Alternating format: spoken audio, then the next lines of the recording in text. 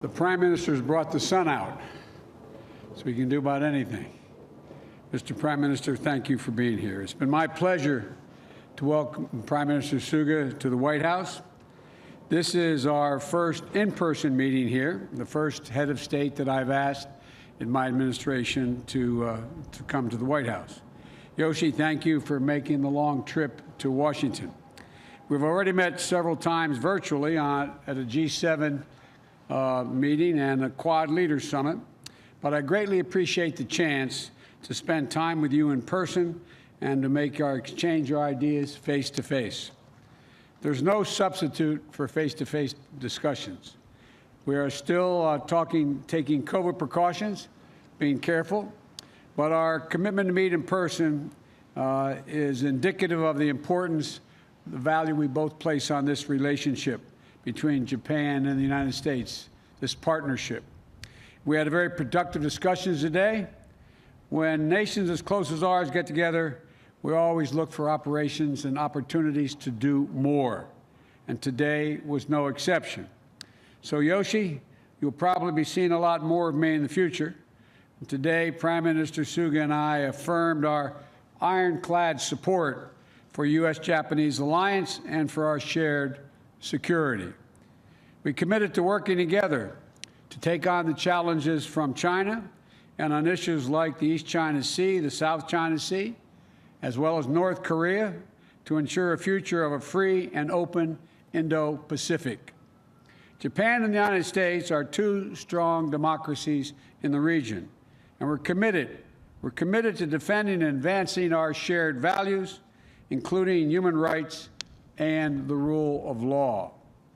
We're going to work together to prove that democracies can still compete and win in the 21st century. We can deliver for our people in the face of a rapidly changing world.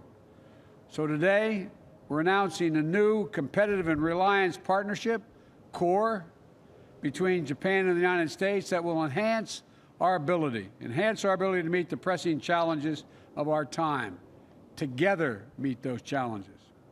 Top of our agenda is, of course, getting the pandemic under control and helping our friends and neighbors throughout the Indo-Pacific region to recover.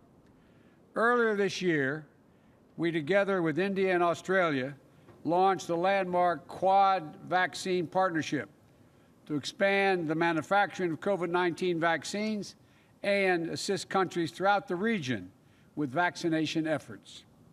And we agreed to enhance our support for global vaccination efforts through the ACT Accelerator and COVID facility. We're also going to do more beyond this pandemic to advance longer-term goals for health security, reform of the World Health Organization, and establishing a new partnership on health security to build better preparedness for the next pandemic, because there will be others. Secondly, Japan and the United States are both deeply invested in innovation and looking to the future. That includes making sure we invest in and protect the technologies that will maintain and sharpen our competitive edge. And those technologies are governed by shared democratic norms that we both share, norms set by democracies, not by autocracies.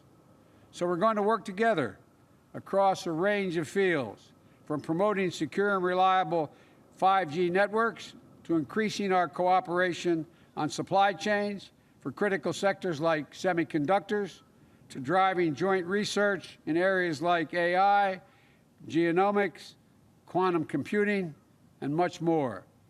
Thirdly, our nations are committed to taking aggressive action to meet the threats of climate change. Next week, I'll be hosting the Climate Leaders Summit, which Prime Minister Suga also plans to attend, thankfully, to rally key nations of the world to making ambitious climate commitments in the lead-up to Glasgow Summit later this year. Japan and the United States are both committed to achieving net zero emissions by 2050, and we know to do that will require setting and meeting our 2030 goals. And we'll work together to advance clean energy technologies and help nations throughout the Indo-Pacific region, especially developing countries, develop renewable energies, and decarbonize their economies. And finally, both Prime Minister Suga and I value the incredible partnership that exists, not just between our governments, but between the Japanese people and the American peoples. Last month, we jointly marked the 10th year anniversary of the earthquake, tsunami, and nuclear disaster that cost so many lives in Japan. I visited that area shortly after it happened. In our private lunch, the Prime Minister and I talked about when I was Vice President visiting the families in the region to show support of the United States.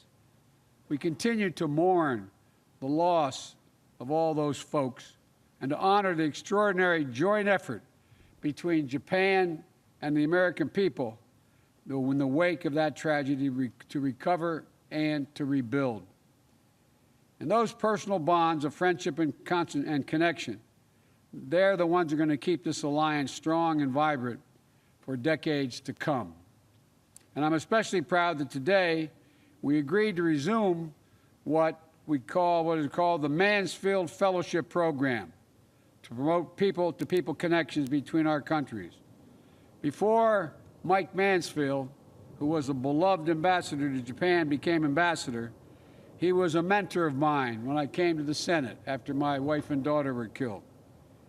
And he helped me along in ways I can't even explain in the United States Senate. And I'm proud that this legacy continues to be honored as part of the close, enduring partnership between our nations. And Yossi, I know how proud you are of the people of Japan are.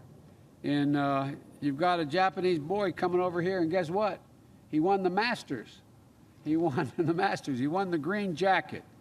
And Matsuyama was the first Japanese player to take home that green jacket at the Masters tournament this week.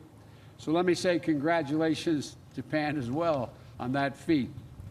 Mr. Prime Minister, thank you for making the trip. I look forward to all that Japan and the United States will accomplish together in the coming years. It was a great honor having you as the first head of state in my administration. The floor is yours.